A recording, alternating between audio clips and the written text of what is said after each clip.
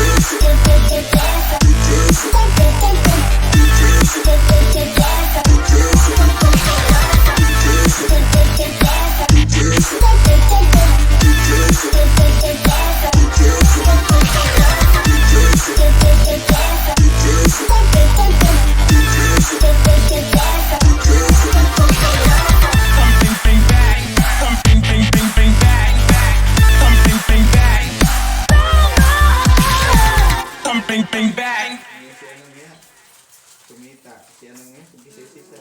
Kailan daw?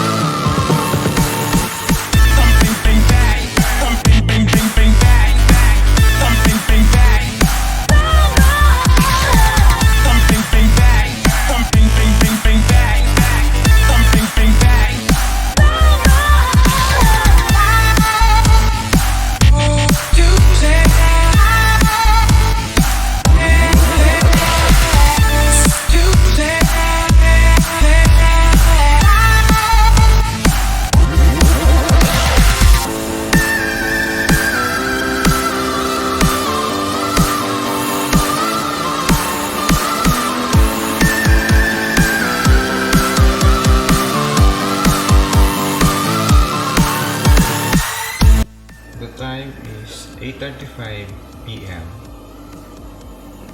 Nasa battery pa rin tayo. Battery full pa rin. Ang battery voltage niya ay, check natin ang battery voltage.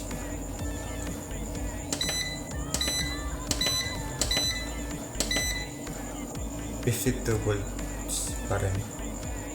Ang oras ngayon ay 8:35. Very good ang performance. Kita niyo po, yung solar. Ganyan po ang nagagawa ng solar power. Nakatipid ka kasi 8:30 na, battery pa rin ang ginagamit namin, hindi pa yung kuryente. At tingnan po natin ulit ito sa power bank.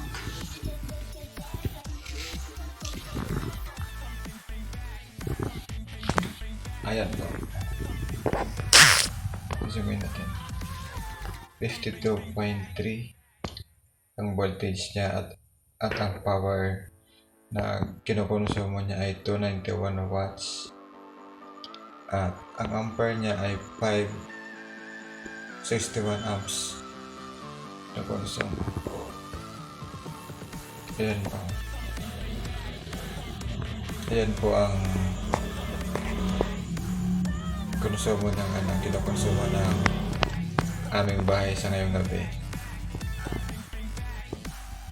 Siguro kung ganyan ang power niya pa as of now, 52.3 pa rin ang voltage ng battery niya. Siguro hanggang ito mga 12. I-check natin ulit kung hanggang pag 12. Kung battery pa rin talaga. Kasi na-upgrade ito. Ang pinalit na binaguhan lang natin ay itong yung BMS niya. Kasi dati ang BMS nito ay yung yung bali dalawang 24 volts na tiga 100 amperes. And then ngayon, ang ginawa ko po ay bumili ako ng bago. Pinalitan ko na siya ng BMS na 150 amps. Like, Improve po ang kanyang performance. share, comment, For sure. subscribe!